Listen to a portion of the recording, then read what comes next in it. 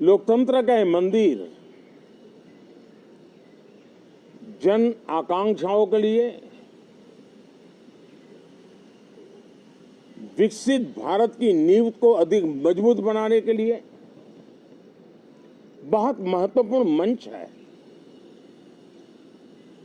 मैं सभी माननीय सांसदों से आग्रह कर रहा हूं कि वो ज्यादा से ज्यादा तैयारी करके आएं। सदन में जो भी बिल रखे जाए उस पर गहन चर्चा हो,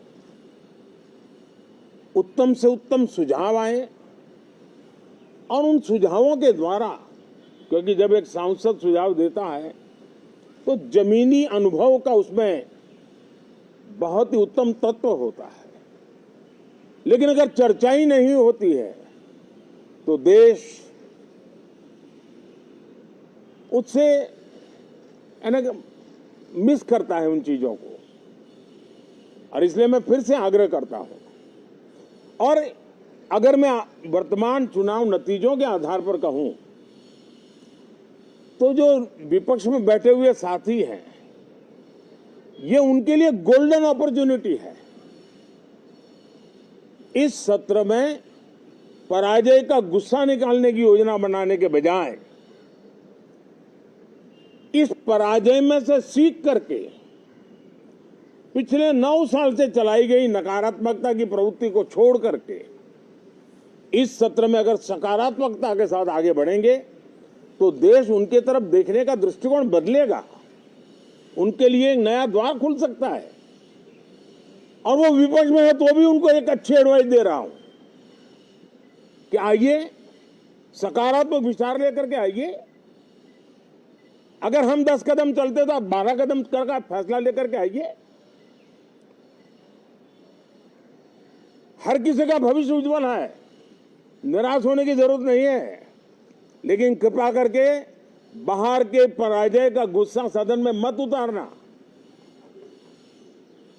हताशा, निराशा होगी, आपके साथियों को आपका दम दिखाने के लिए कुछ न कुछ करना भी पड़ेगा, लेकिन कम से कम लोकतंत्र के इस मंदिर को वो मंच मत बनाइए।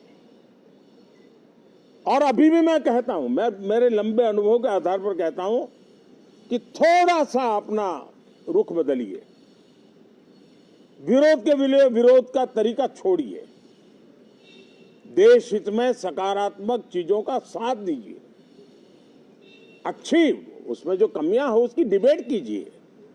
आप देखिए, देश के मन में आज जो ऐसी कुछ बातों पर नफरत पैदा हो रही है, हो सकता है वो मोहब्बत में बदल जाए, तो मौका है, ये मौका जाने मत दीजिए। और इसलिए हर बार मैं करबद्ध प्रार्थना करता रहा हूं कि सदन में सहयोग दीजिए।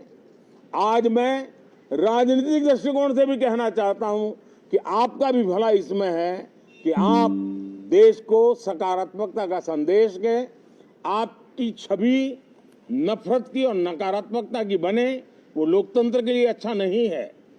लोकतंत्र में विपक्ष भी इतना ही महत्वपूर्ण है, उतना ही मूल्यवान है और उतना ही सामर्थ्यवान भी होना चाहिए। और लोकतंत्र की भलाई के लिए मैं फिर से एक बार अपनी ये भावना को प्रकट करता हूं।